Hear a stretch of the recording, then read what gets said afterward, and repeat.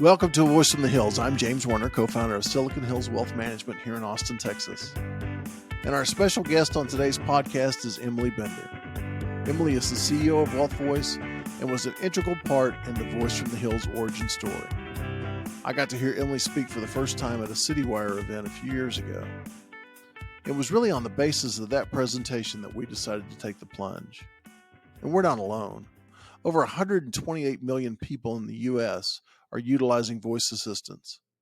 And the ability for businesses to communicate through voice represents one of the biggest opportunities, but also one of the biggest challenges to our traditional communication system. Today's pod is both a highlight of Emily's work and the future of voice, but also an insight into both the challenges and opportunities that this new platform presents. So let's talk the future of communication and the power of voice with the CEO of Wealth Voice, Emily Bender. James Warner is the founding partner of Silicon Hills Wealth Management and the host of A Voice from the Hills podcast. All opinions expressed by James, his co-host, and his guest are solely their own opinions and do not reflect the opinion of Silicon Hills Wealth Management. This podcast is for informational purposes only and should not be relied upon as a basis for investment decisions. Clients of Silicon Hills Wealth Management may maintain positions in securities discussed in this podcast. Good afternoon, Emily, and thank you for joining us. Hi, James. Great to be here. Hey, let's start by getting just a little bit about your origin story. Can you walk our listeners through your career path that led you to where you are right now? Yeah, my career path has been mostly in marketing. And then about 6 years ago, I branched off and started consulting, doing my own thing, created a marketing agency, and then had a lot of clients who wanted to focus on voice and podcasting. And about 2 years ago, I launched Wealth Voice, which was a way to do that at scale and create a product so people could easily share their hands-free homepage and their updates. And so we're a psychology student at Michigan, correct? That's right. Now, when you were going through that, were you doing it with the idea that you were going to be studying branding or working in branding, or did you start with a different mindset? Oh, actually, it was very different. I wanted to be a psychologist. I wanted to do social psychology. I almost went to grad school, did the GRE, all of that, but it didn't really work out. And then I ended up falling into marketing pretty serendipitously and ended up really enjoying it. And there's a lot of psychology in marketing, so it ended up being a good, unpredicted fit. So after you kind of fell into marketing, when did you kind of start to understand the power of voice, or when did you get sold on voice marketing as something that's going to be the future of marketing and branding? It's probably around 2015. So I've done marketing, pretty much everything under the sun, whether it's traditional or digital, branding, direct response, all kinds of industries. But I've been podcasting kind of as a hobby, probably over 10 years, and always had a soft spot for anything audio and voice. But it was when that first Echo came out that I really saw the writing on the wall with this device that is hassle-free, convenient, easily adopted, fastest adopted ever, and yet little content on it yet. So big opportunity, because what you see over time is that the content and the ad dollars always follows the adoption of the device, whether we're talking about the PC and then the smartphone and on. So smart speaker being that next evolution. So you actually had your eye on the hardware adoption before thinking about any of the implications as far as how to get on that platform. Yes, the hardware adoption, I saw that. It was just, okay, here's the early moment. Like, this is the time to get in. It would be like putting up your .com in the early days of the internet. But then from the kind of marketing and content side, I've always been a big podcast fan. I've created them. I've helped people create them. So that's one wing of this, right? This whole voice marketing triangle. The recorded voice, not interactive, not necessarily smart voice, it's the quickest way to form an intimate connection with a listener. It's like, we've looked at the stats on this, and I talk about this all the time. Voice is the fastest way to reach somebody emotionally. It's processed 10 times faster than the blink of an eye. So you can send someone an email or a white paper, that's good.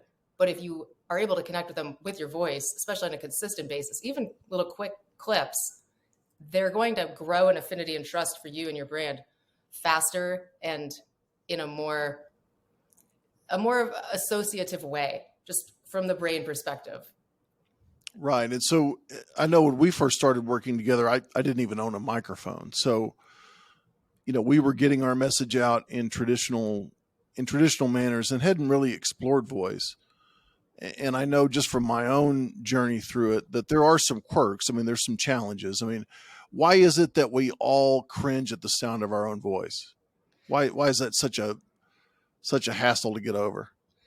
Most people do. It's because you're used to hearing your own voice echoing inside of your skull, and the vibrations and the actual sound of it is different from how it sounds to everyone else out in the world. A little different, just enough that it is jarring to you when you first hear your voice recorded for the first time. I think people are getting over that hurdle more and more with things like the advent of voice texts and iMessage and podcasts, and people are getting more comfortable with it. But it used to be just people on the radio would ever hear their own recorded voice. And one of the things you did fairly recently talks about the power of voice as a first impression. I think you talk about it as the 7-38-55 rule. Right. That was how does voice interact with brand, and how does it imprint better so than some of the other mediums out there?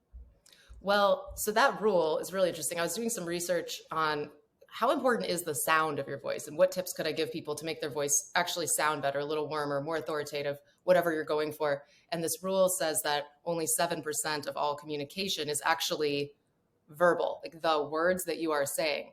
Whatever, if we were to do a transcript of this, the true words that I say, it's like 7% of the idea.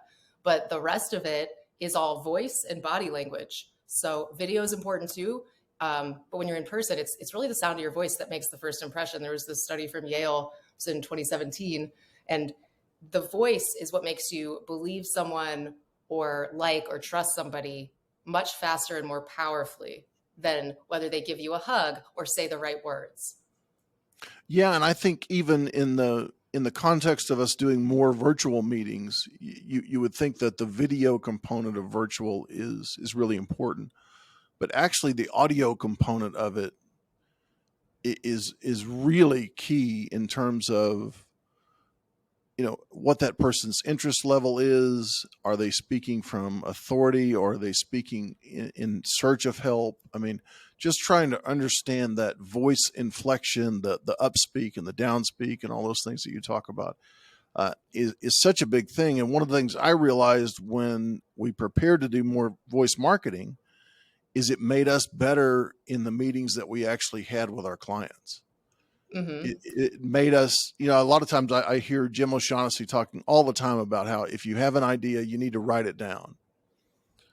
And then if you can write it down, then you really understand it. And I think there's a very similar thing that happens with voice.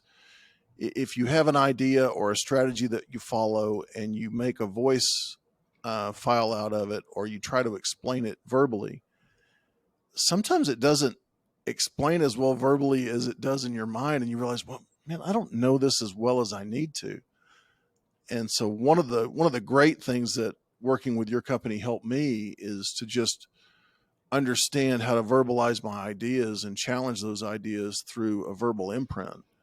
Yes. I remember you saying that early on. And I thought that's really good feedback, because I think what you said something like, this has really helped us distill our ideas down. And who was it Mark Twain, the one who said, if I don't have much time, I'll write 100 pages. If I have plenty of time to really think about it, I'll write 1 page or something like that. So it's true though, because it's like getting your idea distilled down, but then also using the tone of voice and using a nice microphone, good equipment like you have. You can start small and, get something simple and inexpensive, but the better the equipment, the better the Zoom call, the better the business, because that's how we're doing business mostly, right? Don't show up with something that sounds bad. It's grating. It'll make that first impression worse. And then the tone of voice. And it impacts on everything else you do. If this equipment is not the highest quality, then, well, is your software the highest quality? Yeah. Or, it creates that impression that you really don't want. Yeah. In essence, I love the way you talk about all companies have two components, really. It's the service and product that we're offering. And then there's the marketing, there's the content and the branding. Essentially, that's what makes us choose who we do business with. Let's talk through what makes up that marketing component and how those things work together to help people choose us. What makes the marketing component? Marketing is really, there's a misconception. People think that it's advertising or that they're interchangeable. They're very different. Advertising is a component of marketing. Marketing is really anything that you do that is customer facing, whatever puts you in front of your end user, client, or customer. That's any activity. That could be advertising. That could be doing a podcast. That could be the look and feel of your website. This is all the branding, which feeds the marketing. The marketing is getting the message of the brand out there. Sometimes you're asking for a sale. Sometimes you're just sharing information to be top of mind when they are eventually ready to buy, to hire. So what was the other part of the question? It's the marketing. Well, I think it kind of leads into that three pillars of persuasion that you talk about. I mean, I think you talk about ethos, pathos, and logos. Yes. And really, to me, that's what ends up making that second pillar, at least in our service-oriented industry. Talk the listeners through that. That's very interesting to me for those people who haven't listened to your work and your podcast. I think it's a very interesting take on how you put those things together. Yes, definitely. So this was what you're referencing is one of my episodes. I have a mini podcast. So if anyone's interested, we'll put a link in the show notes. There's an episode called Ethos, Pathos, and Logos, the three pillars of persuasion and marketing. So you really need all three. A lot of people might be stronger in one. And so you want to make sure that you're hitting on all of those. Ethos is your credibility, your authority, your subject matter expertise. Why should anybody trust what you have to say? So you have to establish that. The logos is, logic. These are all Latin root words. The logic is, okay, you should buy this because this is the percentage of returns that our clients see, or you should brush your teeth because 70% of people who use Crest have fewer cavities. But really, if you want to sell toothpaste, you're going for an emotional connection. So that's the pathos, which is you want to have fresh breath so you can get a girlfriend. That's what the ad should really be about. You can support it with the ethos, like all the dentists trust us. And then you've got the logos, like here's the chart of decreased gingivitis, but the ad should be about you're going to look better and be more attractive when you have a clean mouth. So think about that for whatever you're selling. You have to have those three pillars of persuasion in any marketing message. And I think it makes sense that it's easier for quantitative oriented people to go on the ethos and logos platform, and very easy for them to totally abandon or ignore the pathos part of it. Right. And one of your posts that I really loved was the one about Corona beer, and how it's really more. It's not, obviously anybody who's had a Corona beer knows it's not the highest level of beer drinking experience, but the idea is how they sold the pathos of it, how they sold the lifestyle, how they sold the escape of it. And even to the point of putting the lime in the beer, they create this, this habitual, almost ritualistic way to consume the product or think about the product. Is there anybody in the financial industry that you see that does pathos really well? Oh, you know who I'm going to say. So the first example that comes to mind, of course, is Ritholtz, Josh Brown. Those guys, it's definitely an emotional connection. It's very real. You feel like you know them. If you watch their podcasts, listen to them, read their blogs as well. Because like Nick Majuli's new book, the first part of this, Just Keep Buying, great book. Everybody should go buy it. In the very beginning of the book, he tells a story about his grandfather and a gambling addiction. And it's like, oh, that's a really strong opener because you feel like he's being a little vulnerable. He's telling a true story instead of just, here are the facts. Here's what we've looked at the data, even though the data is a great component of the book, but you have to do something emotional, little storytelling. And it's okay to do that. You don't have to worry, like the professional and the personal, they are still separate, but the lines have blurred so much, and it becomes more effective when you bring your real self into business. Yeah. And then you've been a real advocate for that kind of audio native world. And so I think in the pathos, if we stick with pathos for a second, it's a lot easier to feel like you're dropping in on a conversation with people to feel like they have an empathy for your situation or a true concern for it, and they're not just necessarily selling you their book or whatever. But when you think about it, when you think about that music, the memory, the sonic branding, all those things you talk about, what does that audio native world look like in the future, and where are we on that path? We're still in somewhat early days. I mean, I've been working on this specifically been working on, I'll call it Lexi, so I don't set off anyone's device. Lexi skills, Google Actions. Thank you, because I've got one in the room here. I have to always mute mine before, but it's still where we are in that cycle. So we're past the early adopter phase. If you look at the technology adoption curve of any new tech, it's a bell, right? So you have your early adopters, early majority, and then you get into the late majority, and then it gets into the point where it's just quotidian. Everyone has it, like an iPhone. There were the early adopters, and there weren't any good apps on it at the time. I'll touch on that in a minute. But where we are with the voice thing, it is ubiquitous. It's the number one voice assistant, Alexa. But I mean, Google also has a lot of market share, and Siri has more market share on mobile versus in the smart home space. But there are over 50% of searches done by voice now. It was 30% was my stat I was saying for a while, and now it's even higher. So people are searching on voice. They're getting used to it. It's hands-free. And you'll start to see more and more devices that have that voice option. It doesn't have to be just voice. It's actually better when it's multimodal so that you can interact with touch, with voice. There's visuals, there's audio. The smart speaker thing. I know one of the things that's kind of worked well for us is integrating that voice into traditional written content. Mm-hmm. You know, having the ability for somebody to opt out of reading all of the content and just click on a voice summary. Yeah, a tip I'll give to the listeners to piggyback on that is if you are blogging, which you should do, it's still really important for SEO and for other things. Like some people prefer to read than listen. There are easy plugins where you can embed at the top, like Amazon Poly. It's a free WordPress plugin.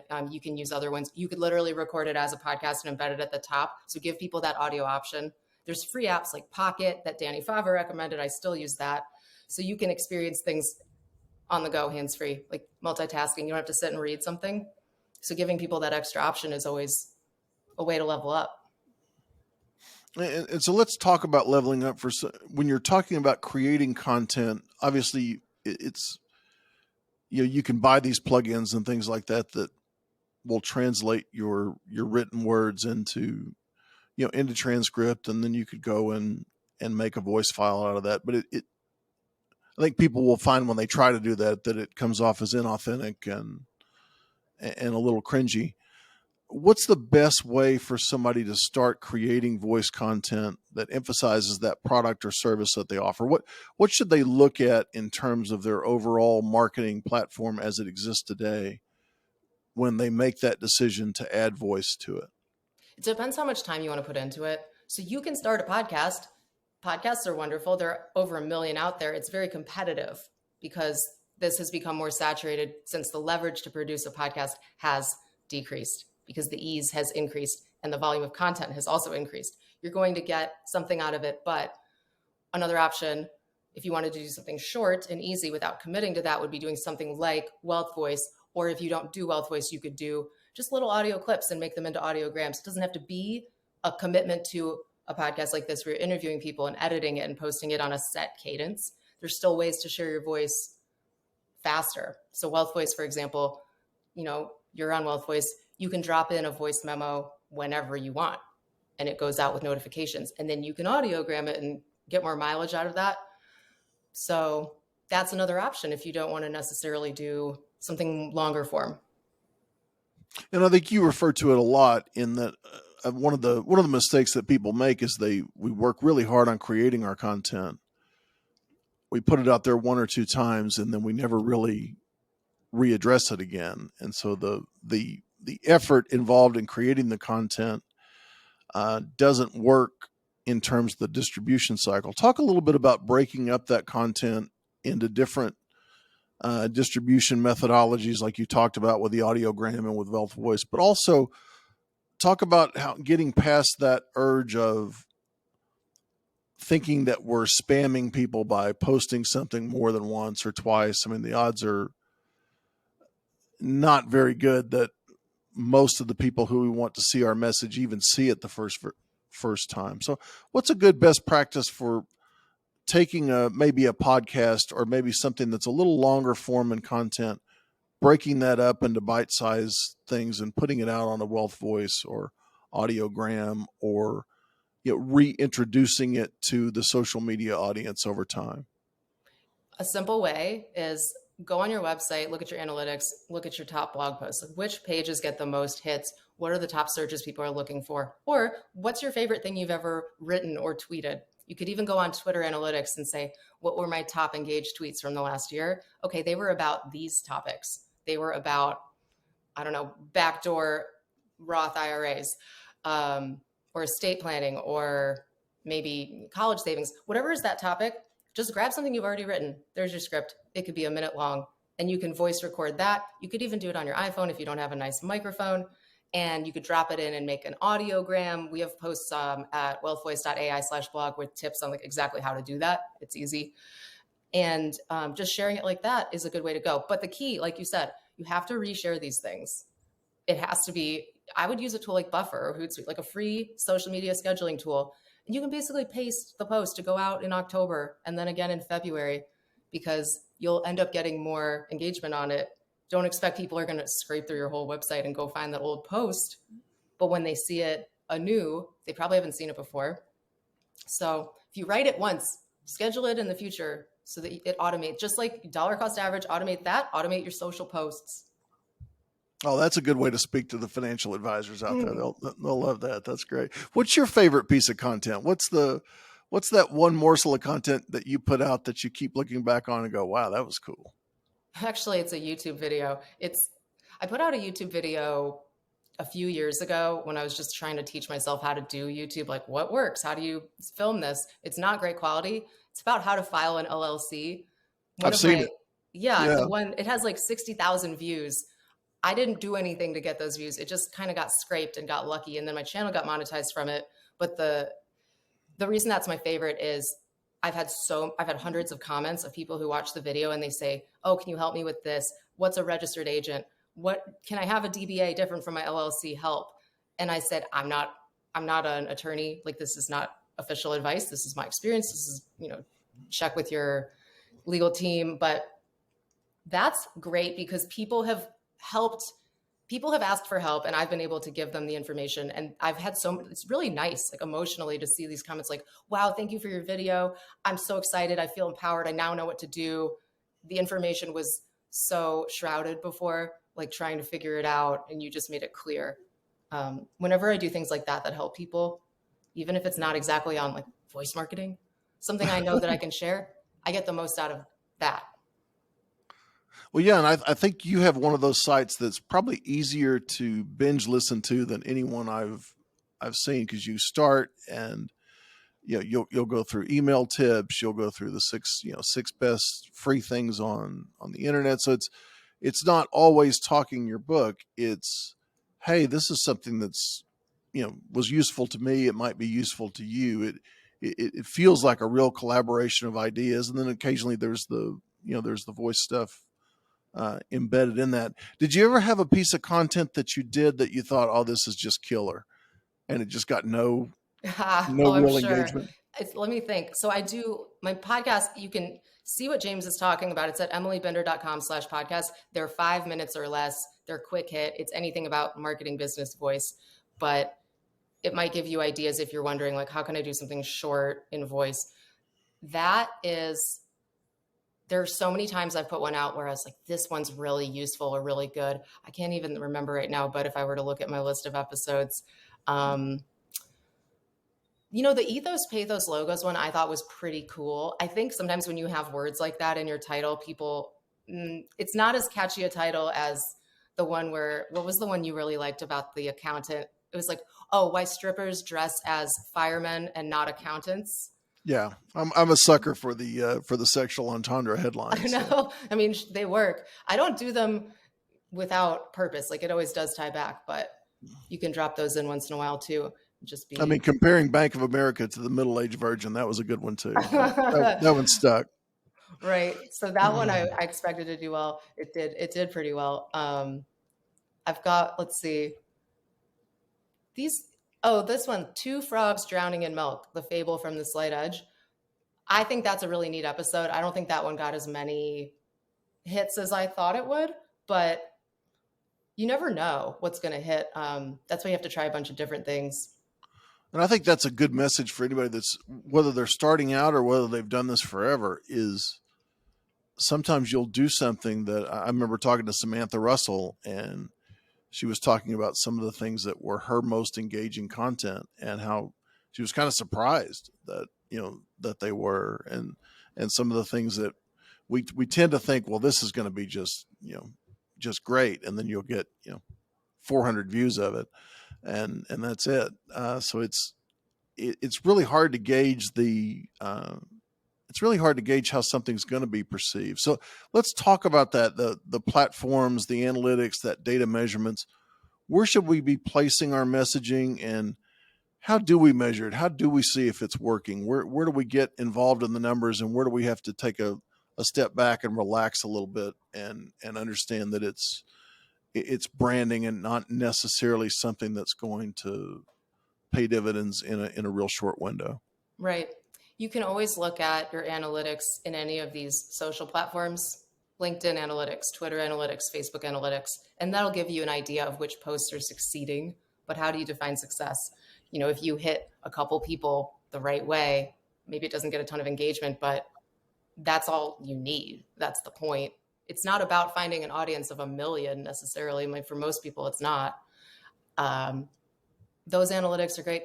I have a love-hate with podcast analytics, because looking at how many people listen to your show and seeing growth over time is good, but you don't want to get bogged down in that number where you get obsessed with it, because then you start to create content to try to grow the show, when really you should be creating content to deliver value.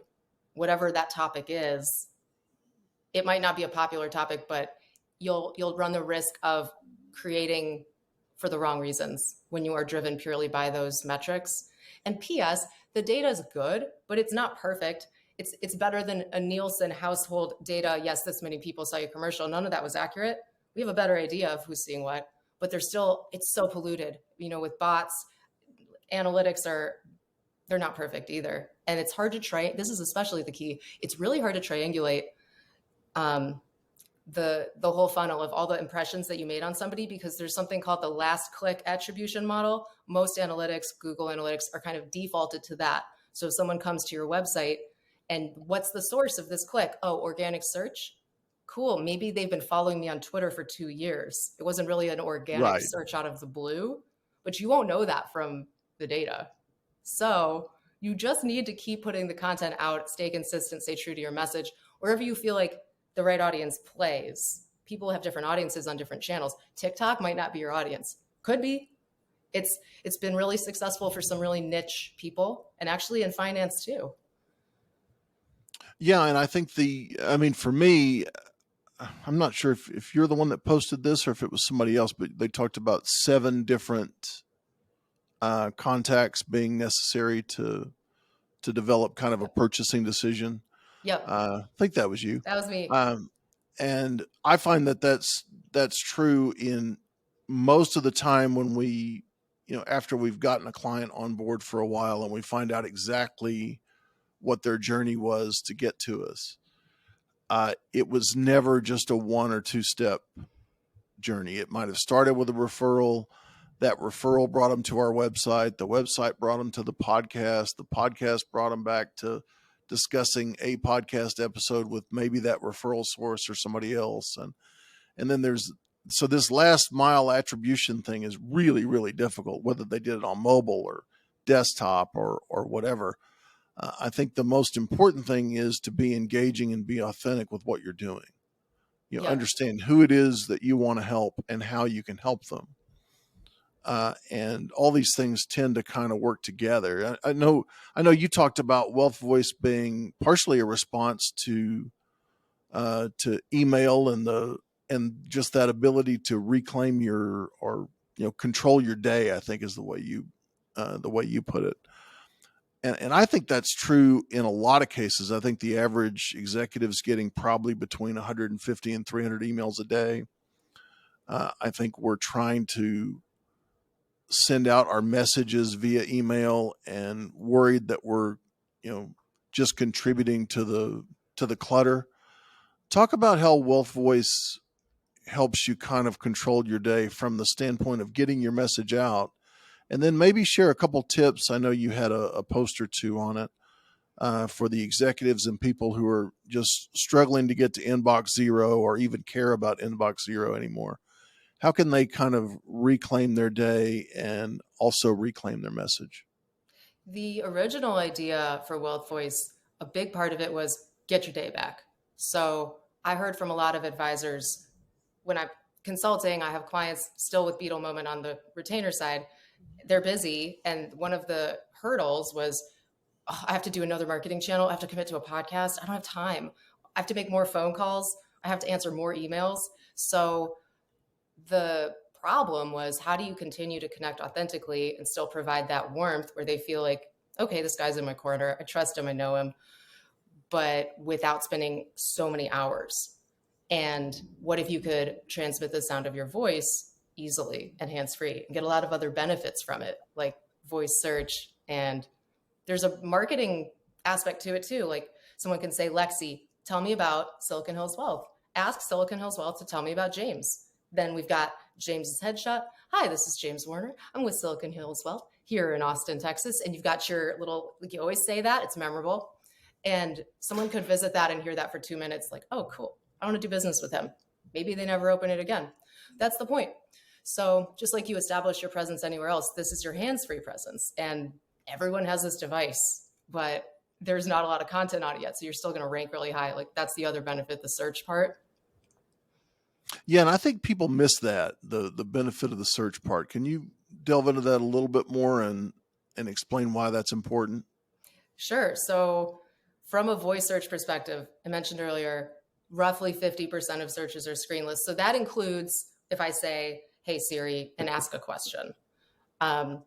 There's also the aspect of people are asking the voice assistants like Lexi or Google. Those are the main players. I won't mention the others. Mostly it's music, news, weather, and questions. That's the most common use cases for this, but they'll be asking questions about terms that you might be trying to rank for. Amazon's the third largest search engine in the world after Google and YouTube. So you can play there. And the beauty of it is that there's very little content comparatively. If you run a search for a term like investing advice on Google, I think there might be up to like 1 billion results. If you're doing it on voice search or with Lexi, you've got maybe a few hundred, maybe a few thousand on the Alexa side. And the cool thing about it too is that this is where everybody goes to search for products. Maybe they're searching for books. If you have a skill, which is an app, a Wealth Voice app, you're going to be ranking next to books on Amazon. So it's searched just like a product, someone who's in that market for financial advice or information. Like we're also branching into fitness, real estate, legal, like it's every field. Just started with finance because I love this industry. And so as a follow-up to that, let's just talk for a moment about the combined challenges of one, being an entrepreneur in and of itself, but two, also being an entrepreneur inside an emerging industry. Okay. How could you speak to that? There's got to be they're multi-layered challenges, right? What's the biggest challenge and the biggest opportunity that you have based on that? So the challenges are the same that I think any entrepreneur would have. And I used to be hesitant to even use that phrase because it's sometimes a little overused. Both of my parents are entrepreneurs. Been doing my own thing for like 6 years, I think, since I've had an employer. But the challenge is you will get out of it as much as you put in. And you're the only one who makes yourself put anything in every day when you get up. It's okay, I have to make myself sit down and do this. I don't have to clock in. I don't have anybody watching me. And that it doesn't suit every personality type. So I still struggle with time management sometimes, like finding the right rhythm of the day of when I'm most productive. I experiment with different ones. Sometimes I do a very atypical schedule. Starting your own thing, the hardest part is that everything is a question and a lot of it's for the first time. So it's always a shot in the dark. Like, oh, will this tool work? Should I hire this person? Is this the right tagline for my website? Does this logo look good? Should I spend money on this or should I keep the product where it is? Like, I don't need this upgrade. So many questions. Everything's just a learning process. Then beyond that, doing it in an emerging industry, James, has been extremely difficult. So for 2 years, I'm explaining a product to people who frequently haven't heard of it or don't quite know what it is or what it means. So finding the right way to explain it and why it's valuable. I'm not here to sell you something you don't need, but you could use this. Here's how.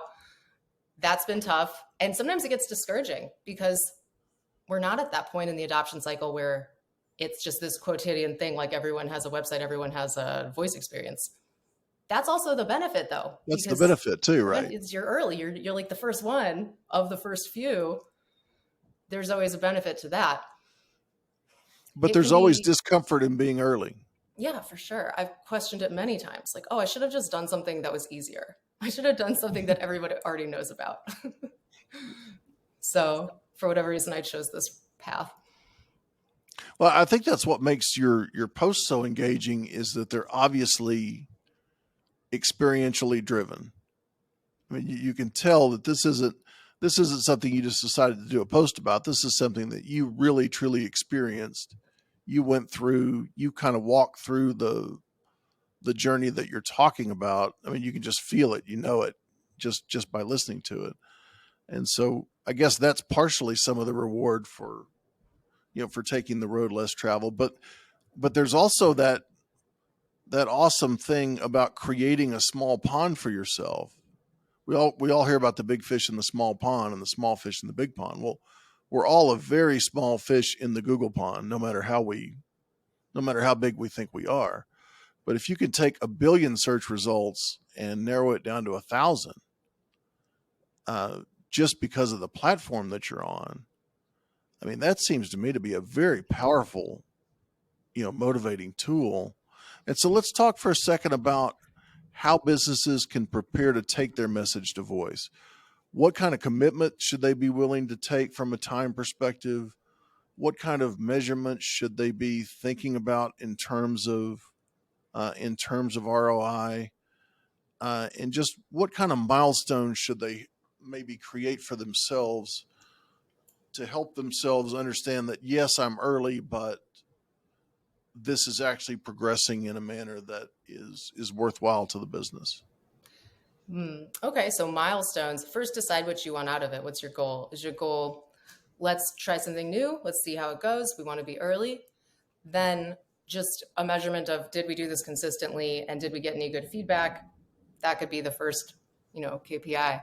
But standard KPIs apply.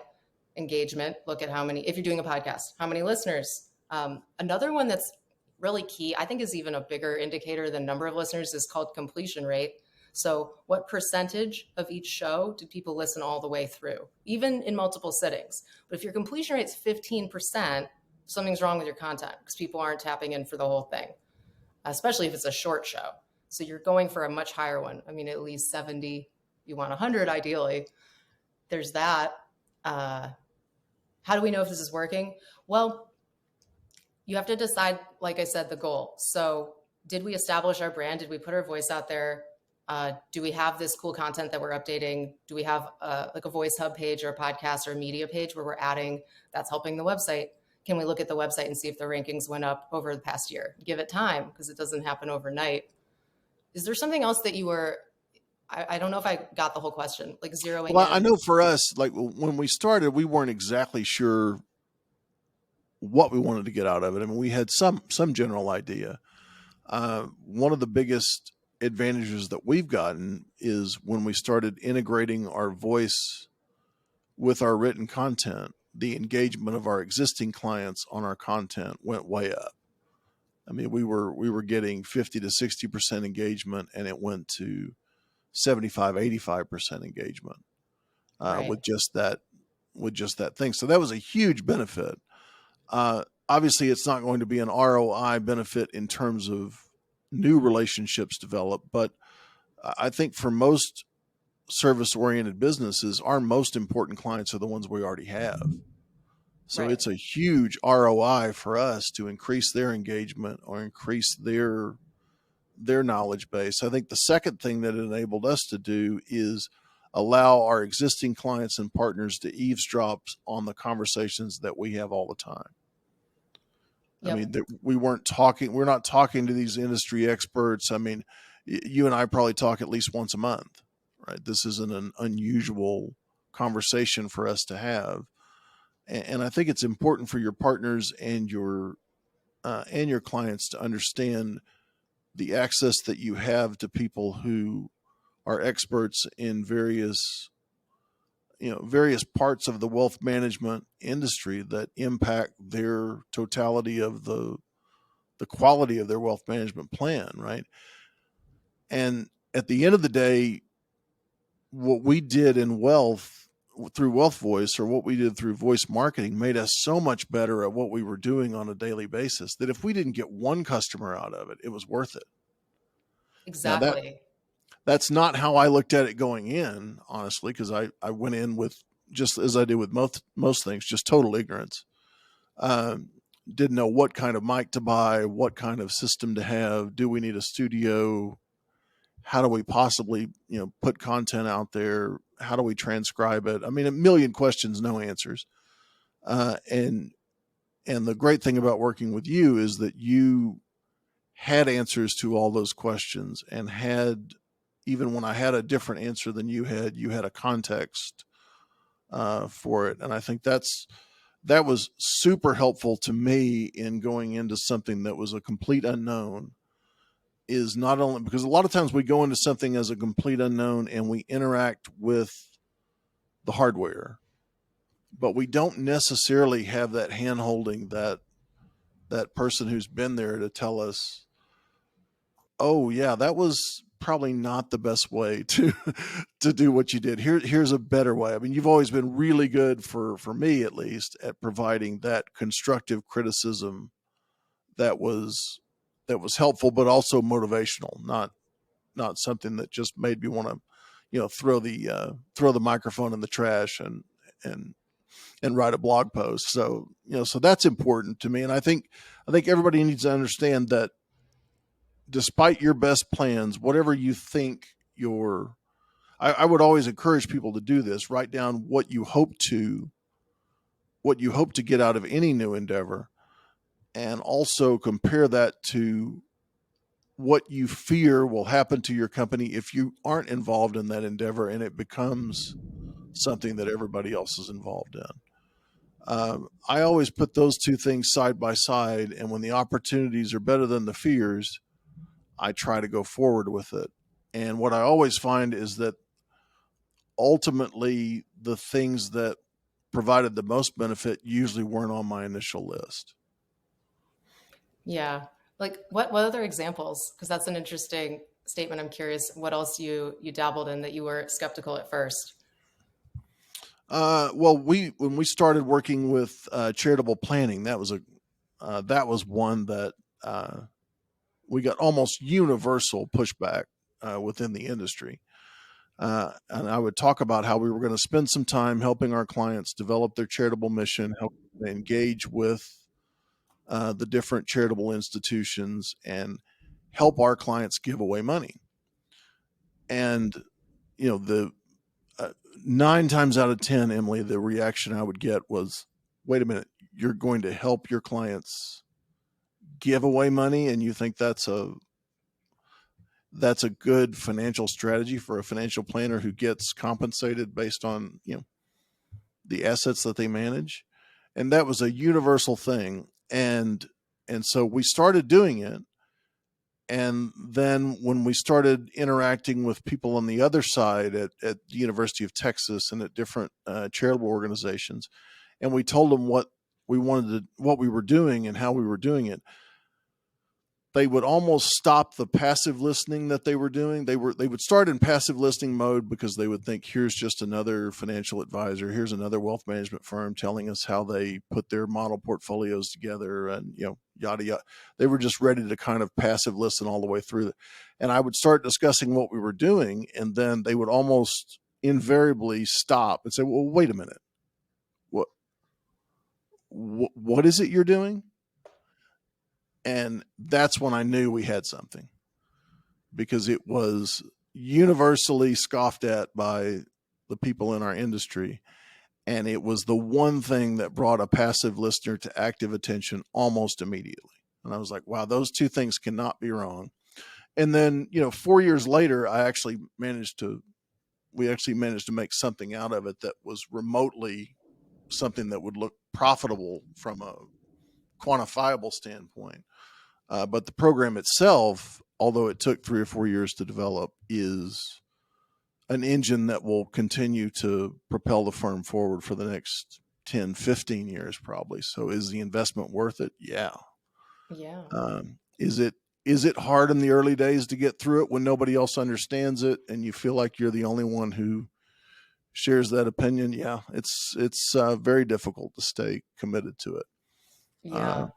Well, it does help when you have people in your life, whether they're business associates or friends, but especially there have been so many wonderful supportive people in the financial services industry, like the FinTwit community. Like you're one of them that from the get-go, oh, cool, we support you, we get it, good for you, happy to spread the word.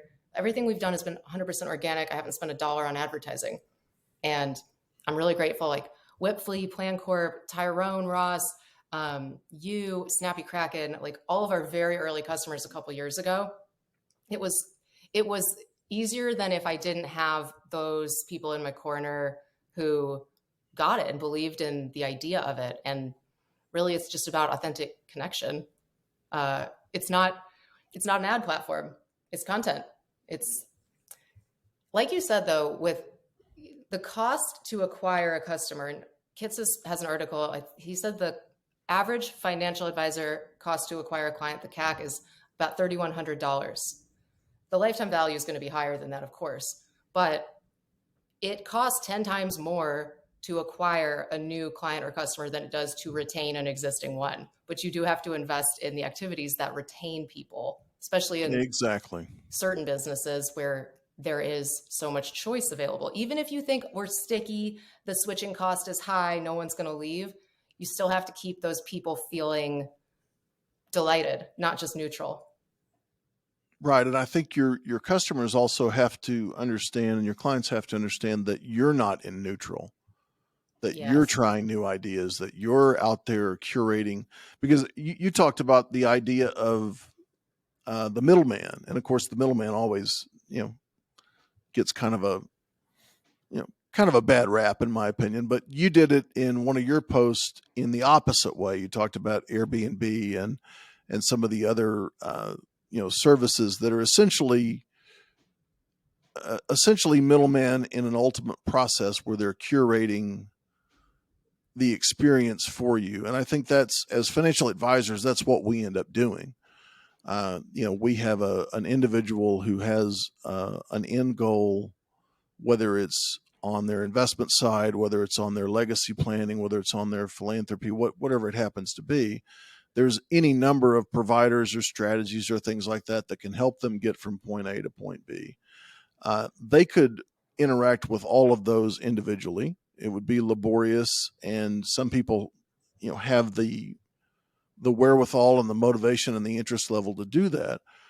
But most people don't. They want to interact with a middleman. They want to interact with a platform. They want to interact with a trusted source that's going to go out there and curate those ideas so that they feel like that person or that process or that service is looking for the best ideas for them, knows them well enough to know what differentiates a good idea from a better one in their own life cycle, and that has that ethos, that has that credibility, that they're going to actually go out there and try to find the best possible solution from a fiduciary standpoint, and not just find a solution that can be sold.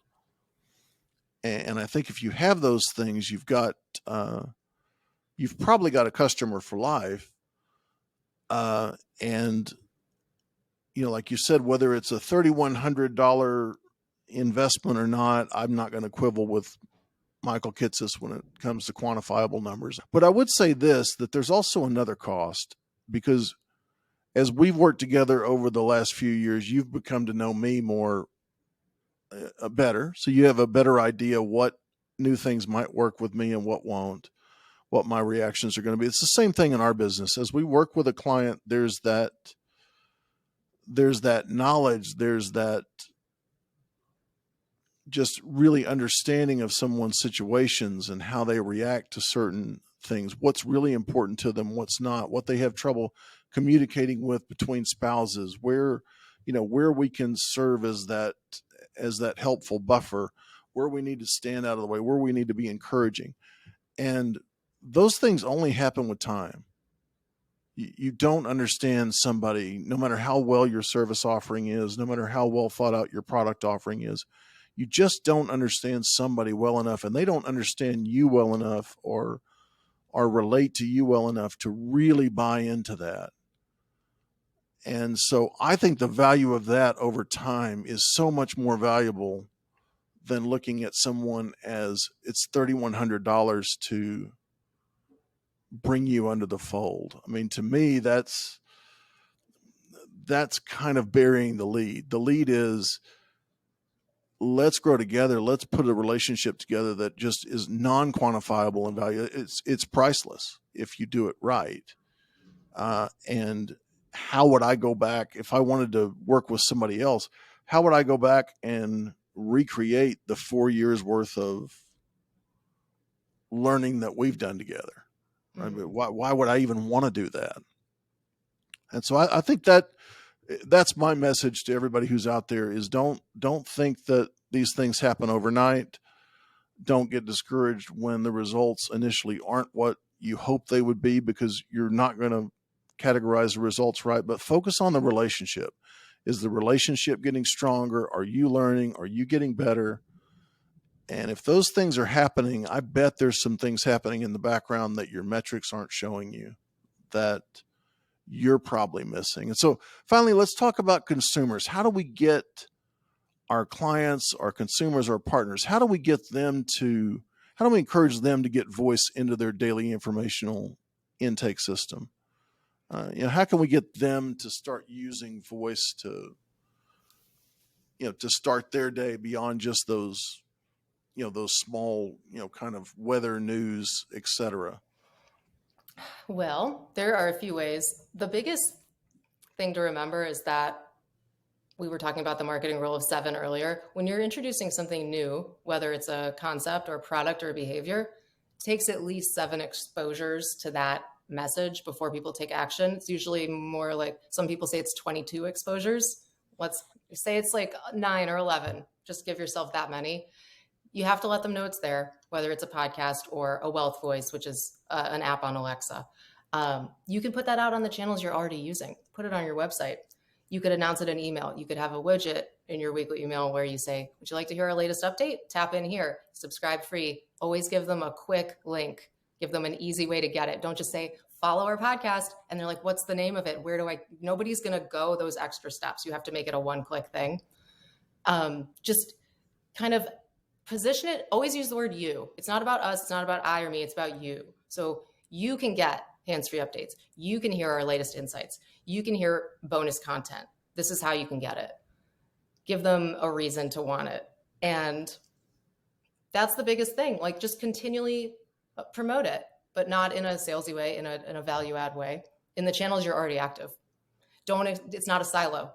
No one's going to just figure out, okay, I better go search for this podcast I've never heard of, or let me find this Alexa skill I've never heard of. And people need a little education on it. Once they get it, though, they're going to be much more of a loyal listener than they would be a follower, or you're competing with less.